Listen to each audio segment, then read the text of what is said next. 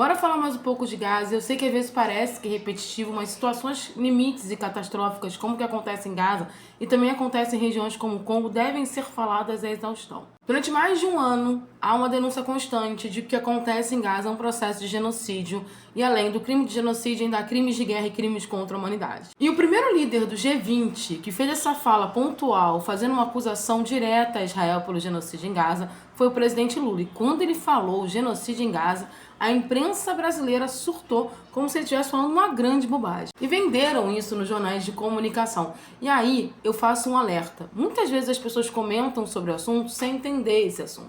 Quando o presidente Lula falou que existia um processo de genocídio em Gaza, ele não estava equivocado, ele estava corretíssimo, porque havia naquele momento um genocídio em construção em Gaza. Agora o genocídio já está efetivado, ele está em processo mesmo de efetivação. A gente está vendo as pessoas sendo genocidadas. E a comunidade internacional deu uma acordada e vamos ver como vai ser, mas algumas coisas já aconteceram. A gente viu uma carta que foi feita pelo Reino Unido, Canadá e França, mas a gente já tem de fato providências tomadas por alguns grupos internacionais e alguns países. O Reino Unido, por exemplo, suspendeu o acordo de livre comércio com Israel, que era um acordo que estava sendo feito, suspendeu novos acordos comerciais com Israel e chamou o embaixador. Chamar o embaixador diplomaticamente é quase que um prenúncio de possível corte diplomático. Normalmente não se corta as relações, mas se dá uma congelada nas relações. Por que eu tô falando isso? Porque o Brasil, por exemplo, ele não cortou as relações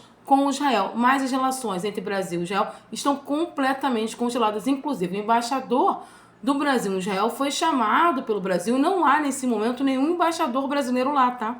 A missão diplomática brasileira, ela não tem um embaixador porque o Brasil congelou as relações. Então isso já é uma atitude bem firme do Reino Unido. Além disso, houve uma mudança abrupta na mídia do Reino Unido, principalmente na mídia estatal, onde todos os dias está fazendo denúncias do que está acontecendo em Gaza. E lembrando também que o governo do Reino Unido proibiu a entrada de uma certa ativista israelense que fala algumas atrocidades assustadoras. A União Europeia já está indo um pouquinho mais longe. O Parlamento da União Europeia está suspendendo também um acordo que tem com Israel de comércio, que tem mais de 20 anos. Esse acordo vai ficar em suspenso até que Israel tome uma atitude efetiva para permitir a entrada de ajuda humanitária de forma regular. Afinal das contas, boa parte da pressão desses países não é nem só pela entrada da ajuda humanitária, pelo cessar-fogo e, na verdade, pelo fim dos embates. A devolução dos reféns que o Hamas fez para Israel e o fim da invasão de Israel ao território de Gaza, para possibilitar a reconstrução. Lembrando que agora em junho vai ter uma cúpula muito forte para discutir a efetivação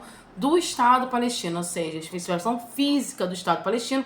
Essa cúpula vai ter a União Europeia, vários membros de países europeus como o Reino Unido, e vai ter também países do mundo árabe como a Arábia Saudita. Além do Brasil, obviamente, que foi convidado para chefiar a organização, a concretização de um Estado palestino. Sei que para muita gente, quando está olhando esse vídeo assim, demorou muito, mas é só isso. Primeiro, a melhor forma de você pressionar um país é você mexer nas questões econômicas.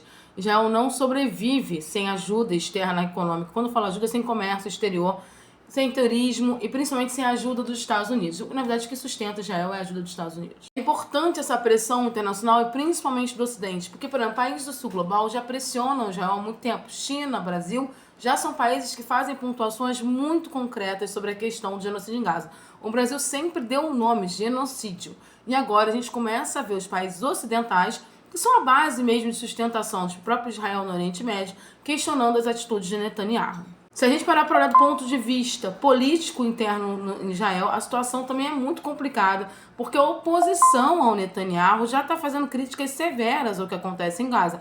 Inclusive, o principal opositor deixou bem claro que é inadmissível normalizar a morte de bebês por fome. E o Netanyahu chamou um israelense, ativista político, conhecido em Israel como um grande nacionalista, de antissemita.